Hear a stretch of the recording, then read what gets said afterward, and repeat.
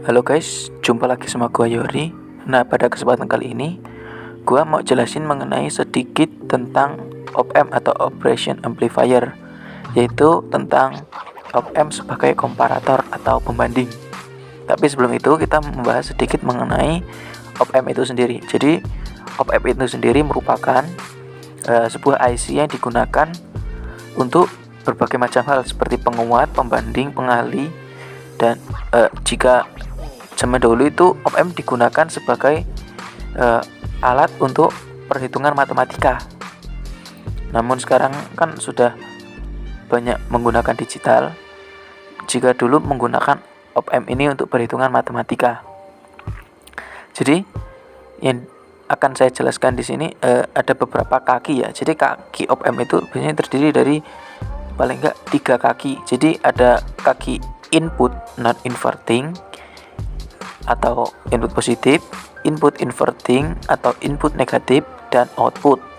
Serta di sini ada VCC dan VEE. VCC dan VEE ini tuh kayak sumber listriknya ya. Jadi sumber listrik positif dan sumber listrik negatif.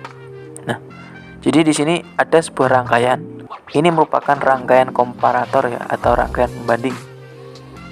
Jadi rangkaian pembanding itu merupakan sebuah rangkaian di mana dia itu op-amp ini akan membandingkan sebuah nilai yang sudah ditentukan set point-nya. Jadi set point itu seperti nilai referensi yang akan digunakan ya. Misalnya berapa volt gitu. Jadi jika di tempat saya ini kita langsung percobaan saja. Jadi ini kita delete dulu supaya tidak error. Jadi kita langsung percobaan saja. Nah, di sini ada op-amp dengan nilai referensinya kita taruh di kaki inverting. Jadi ini merupakan rangkaian non inverting ya, op-amp komparator non inverting. Jadi ini rangkaian atau nilai set point-nya kita taruh di kaki inverting. Dan berapa yang kita atur? Kita atur ini 6 volt. Didapat dari mana? Dari rangkaian pembanding yang di sebelah sini. Jadi untuk rangkaian pembanding sendiri ada rumusnya untuk mencari nilai Vout yang ada di sini, yaitu Vout sama dengan Vin dikali resistor 2 dibagi resistor 1 ditambah resistor 2. Jadi ini nilai resistornya teman-teman.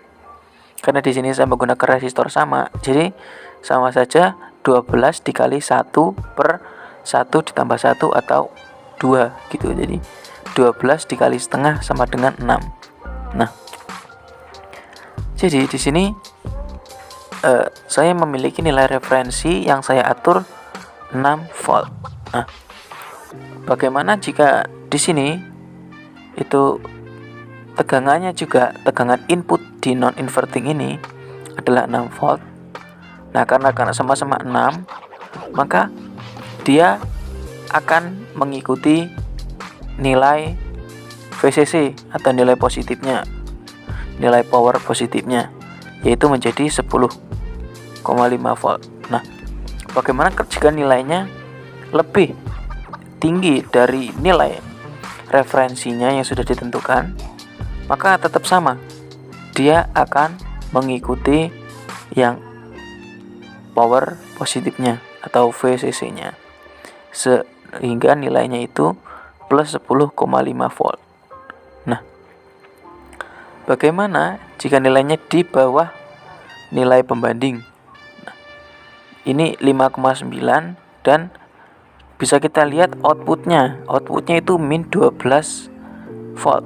Itu berarti kan karena nilainya di bawah nilai yang sudah ditentukan, dia akan mengikuti nilai dari VEE atau nilai power negatifnya. Jadi rangkaian komparator ini nanti rangkaian yang membandingkan sesuai dengan set point. Jika di atasnya dia akan menjadi positif, jika di bawah nilai set point dia akan menjadi negatif. Nah, rangkaian ini tuh bisa kita gunakan sebagai, bisa disebut juga sama seperti rangkaian on off control mode. Dan biasanya pengaplikasiannya itu bisa diaplikasikan untuk lampu otomatis, bisa dengan di bagian sini kita atur inputnya itu adalah sensor cahaya. Nah, ini kan merupakan rangkaian komparator non-inverting. Bagaimana jika rangkaian komparator inverting? Jadi, jika rangkaian komparator inverting dengan set point-nya diletakkan pada bagian non-inverting, maka nilainya juga akan berkebalikan, teman-teman. Jadi saat nilainya di bawah set point, dia akan menjadi positif, dan jika nilainya di atas set point, dia akan menjadi negatif. Ini kita bisa buktikan langsung dengan percobaannya. Nah, jika kita naikkan 0,1 volt saja, dia langsung berubah menjadi negatif karena nilainya sudah di atas set point. Dan jika kita turunkan 0,1, maka nilainya akan menjadi positif lagi ya. Jika yang tadi negatif, positif. Jadi ini hanya rangkaian berkebalikan saja dari rangkaian komparator non-inverting. Tapi dalam kehidupan sehari-hari, rata-rata kebanyakan rangkaian yang digunakan adalah rangkaian ini, dengan nilai yang ditentukan untuk menghasilkan apakah nilai yang dikeluarkan atau outputnya itu positif atau negatif. Biasanya jika kalau nilai outputnya negatif, maka suatu peralatan itu tidak akan menyala, dan jika nilainya positif baru menyala. Jadi seperti